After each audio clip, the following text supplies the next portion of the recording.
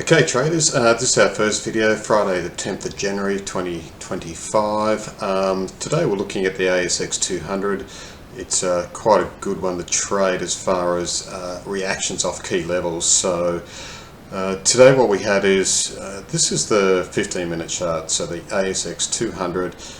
The trade area was down here at the bottom at this base here, but we had quite a strong sell-off into these levels. But what I did like, marked out on a 5-minute chart, much smaller time frame, we had key levels, about 3, and what I like to see is price respond each time at those levels. So when we see that, we know that worst case we get a situation, or most times get a situation, where we can actually get price to respond, pull something out of the market.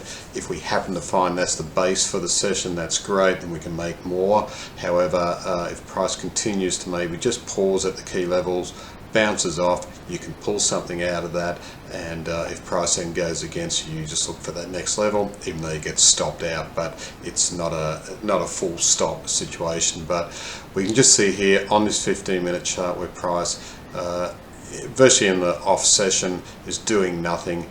Now we start to liven up here, still fairly early in Asia.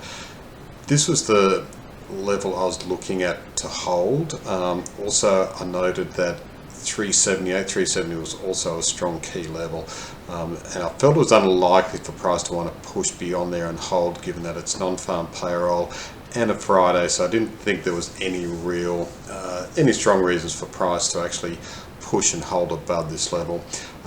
What I also wasn't really expecting was price to sell off as hard and as long as it did, but when it came into this key level, this is quite nice. So then we're able to buy it here around that 82.50 level.